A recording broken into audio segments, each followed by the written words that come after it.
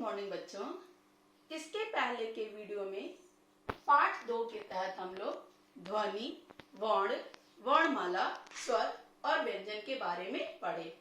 आज हम लोग हिंदी वर्णमाला के कुछ अक्षरों को कैसे लिखा जाता है उसके बारे में पढ़ेंगे। तो सबसे पहले हम लोग पढ़ेंगे अयोगवाह के बारे में। अयोगवाह जो अनुस्वार, अनुनासिक और विसर्ग ये 3 अक्षर हैं, उनको किस प्रकार लिखा जाता है उसके बारे में सबसे पहले हम लोग जानेंगे। अनुस्वार, अनुस्वार का मतलब अंक की मात्रा, मतलब किसी भी अक्षर के ऊपर जो बिंदी लगता है। अब अनुस्वार का प्रयोग जो है वो पंचमाक्षर के स्थान पर होने लगा है। अब आप सोच रहे होंगे पंचमाक्षर क्या होता है। तो बच्चों, व्यंजन के भेद में हमने आपको स्पर्श व्यंजन के 5 भेद जो बताए थे, कौल, कौवर्ग, चौवर्ग, टौवर्ग, तौवर्ग और पौवर्ग, इसमें हर वर्ग के 5-5 अक्षर मैंने बताया था। कौवर्ग क, ख, ग, घ, अंग। चौवर्ग च, छ, ज, ज, इं। टौवर्ग ट, ठ, ड, ढ, अड़। तौवर्ग त, थ, द, द, न। पौवर्ग प, फ, ब, भ, म। यह जो अंग, इय, ड़, न, म ये 5वें अक्षर हैं, इन्हीं को पंचमाक्षर कहा जाता है। अब अनुस्वार का जो प्रयोग है वह पंचमाक्षर की जगह पर अब होने लगा है। जैसे पहले अंगूर लिखना है तो हम लोग लिखते थे अ, आधा अंग, गु, र, लेकिन अब कैसे लिखते हैं? अ पर अंग की मात्रा, गु, र। उसी तरह गंगा ग, आधा अंग, गा, लेकिन अब ग पर अंग की मात्रा, गा। क वर्ग का 5वां अक्षर, च वर्ग का 5वां अक्षर।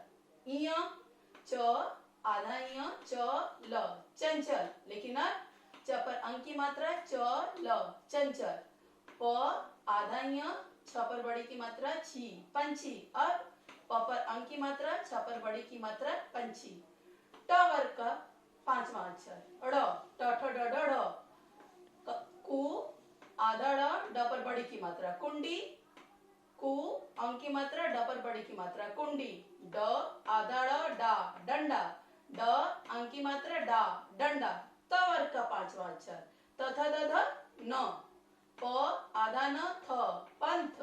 प, अंग की मात्रा, थ, पंथ। ग, आधा न, द, आ की मात्रा, गंदा। ग, अंग की मात्रा, दा, गंदा। प वर्ग का 5वां अक्षर, प, प, ब, भ, म। च, आधा म, प, त, चंपत।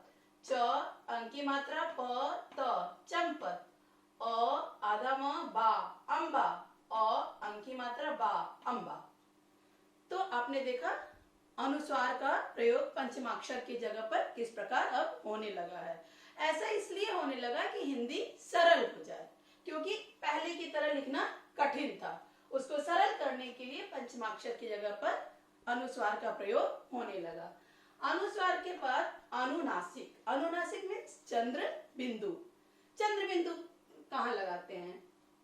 जब किसी अक्षर पर शिरोरेखा, अब आप सोच रहे होंगे शिरोरेखा क्या होता है। या जैसे हम लिखते हैं क, म, ल या कुछ भी लिखिए, ये जो ऊपर लाइन खींचते हैं ना, इस लाइन को शिरोरेखा कहते हैं। तो जब किसी शब्द के ऊपर शिरोरेखा के ऊपर कोई मात्रा नहीं होती है, वहां पर अनुनासिक या चंद्र बिंदु का प्रयोग किया जाता है। जैसे गांव, चांद, छाव, पाव आदि। अब जहां पर पहले से कोई मात्रा होती है वहां पर बिंदु का प्रयोग किया जाता है। जैसे गेंद, पहले से एक ही मात्रा है इसलिए बिंदु। चोंच, पहले से ओ की मात्रा है इसलिए बिंदु। मैं, पहले से ए की मात्रा है इसलिए बिंदु। 34, पहले से अ की मात्रा है इसलिए बिंदु। तो जब शिरोरेखा के ऊपर कोई मात्रा नहीं होती है वहां पर ही अनुनासिक का प्रयोग चंद्र बिंदु के रूप में करते हैं, और जहां पर होती है वहां पर बिंदु के रूप में किया जाता है। विसर्ग, विसर्ग का प्रयोग बेटा अब धीरे धीरे कह सकते हैं लुप्त हो चला है, क्योंकि विसर्ग का जो हम लोग उच्चारण करते हैं वो ह के रूप में करते हैं। जैसे प्रातः, प्रायः, स्वतः, अतः।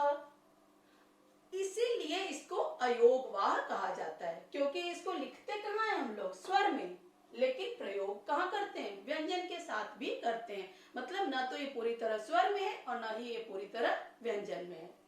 अब हम लोग अयोगवाह के बाद आते हैं र के प्रयोग पर। र एक तो सीधा होता है, रेत, रोना, रुपया, रस्सी आदि, उसमें हमको कोई कंफ्यूजन नहीं होता है। दूसरा र होता है जिसको गांव में लोग उड़न हुआ र बोलते हैं। अब आप लोग बड़े कंफ्यूज होते हैं इसमें, कहां पर ये लगाएं। जैसे हमने बोला शर्म, तो कुछ बच्चे शर्म कैसे लिख देते हैं? ऐसे लिख देते हैं। बेटा ये गलत है, ऐसे नहीं लिखना है। आपको इसका प्रयोग कैसे करेंगे वो देखिए, ध्यान दीजिए। शर्म, हमने बोला शर्म, पहले श सुनाई पड़ रहा है, फिर र सुनाई पड़ रहा है, फिर म सुनाई पड़ रहा है।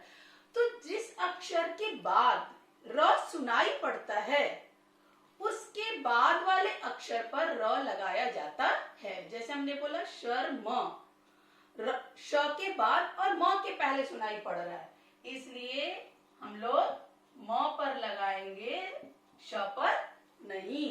उसी तरह गर्व, ग के बाद और व के पहले सुनाई पड़ रहा है, तो हम लोग कहाँ लगाएंगे?